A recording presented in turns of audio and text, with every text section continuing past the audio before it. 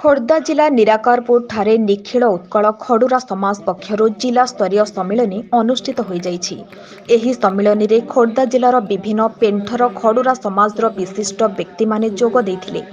ଖଡୁରା ସମାଜର ରାଜ୍ୟସ୍ତରୀୟ କୋର୍ଡିନେଟର ସନ୍ନ୍ୟାସୀ ନାୟକଙ୍କ ସଭାପତିତ୍ୱରେ ଜିଲ୍ଲା ସ୍ତରୀୟ ସମ୍ମିଳନୀରେ ନିରାକାରପୁର ଖଡୁରା ସମାଜ ସଭାପତି ଧବଳେଶ୍ୱର ମହାପାତ୍ରଙ୍କ ସଭାପତିତ୍ୱରେ ରାଜ୍ୟସ୍ତରୀୟ ଖଡୁରା ସମାଜର ସମ୍ପାଦକ ସୁଶାନ୍ତ ନାୟକ, ରାଜ୍ୟସ୍ତରୀୟ ଖଡୁରା ସମାଜ ଉପଦେଷ୍ଟା ସନ୍ନ୍ୟାସୀ ନାଦକ ପ୍ରମୁଖ ଯୋଗଦେଇ ବିଭିନ୍ନ ପ୍ରସଙ୍ଗ ଉପରେ ଆଲୋକପାତ କରିଥିଲେ।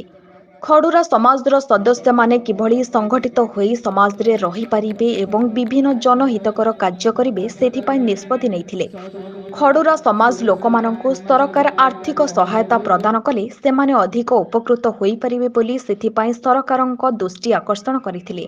ସର୍ବସମ୍ମତିକ୍ରମେ ଖୋର୍ଦ୍ଧା ଜିଲ୍ଲା ଖଡୁରା ସମାଜ ପକ୍ଷରୁ ଦୁର୍ଗାଚରଣ ସାହୁ ସଭାପତି ଓ ଅଶୋକ କୁମାର ନାୟକ ସମ୍ପାଦକ ଭାବରେ ଚୟନ ହୋଇଥିଲେ। ମୁଁ ଧବଳେଶ୍ୱର ମହାପାତ୍ର ନିରାକାରପୁର ଖଡୁରା ସମାଜର ସଭାପତି। ଆମର ଏ ପେଣ୍ଠ ଏମିତି ଏକ ପେଣ୍ଠ ନ ଯାହାକି ଆମେ ଚିନ୍ତା କରୁନଥିଲୁ, କଳ୍ପନା କରୁନଥିଲୁ, ଯାହା ଆଜି ସାକାର ହେବାକୁ ଯାଉଛି। ଏହି ସାକାରଟା ଆମର ନିଜସ୍ୱ ସ୍ୱାର୍ଥ ପାଇଁ ନୁହଁ, ଏ ହେଉଛି ଜଗତ ସ୍ୱାର୍ଥ, ସାରା ଓଡ଼ିଶାର ପୁରପଲ୍ଲୀରେ ଗଳିକନ୍ଦିରେ ରହିଥିବା ଲୋକଙ୍କ ପାଇଁ ପ୍ରତ୍ୟହିତ।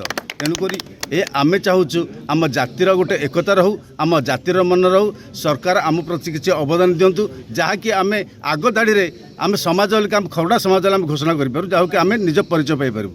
ଇଏ ହେଉଛି ଆମର କଳ୍ପନା, ଇଏ ହେଉଛି ଆମର ଆଉ ଏଇ ପେଣ୍ଠ ଏଇ ସମାଜ ଜନକଲ୍ୟାଣ ପାଇଁ ଉଦ୍ଦିଷ୍ଟ, କିନ୍ତୁ ନିଜ ପାଇଁ ନୁହଁ। ଆମେ ସମାଜ ପାଇଁ କାମ କରିବୁ, ଆମେ ସମାଜ ଆଗରେ ଛିଡ଼ା ହେବୁ, ଆମ ଜାତି ଭାଇ ପାଇଁ ଛିଡ଼ା ହେବୁ। ଏ ହେଉଛି ମୋର କଳ୍ପନା ଆଶା। ଏତିକି ମୁଁ ରଖୁଛି। ଖୋର୍ଦ୍ଧା ଜିଲ୍ଲାରୁ ଜ୍ଞାନରଞ୍ଜନ ଦାସଙ୍କ ରିପୋର୍ଟ, ONM ନ୍ୟୁଜ୍।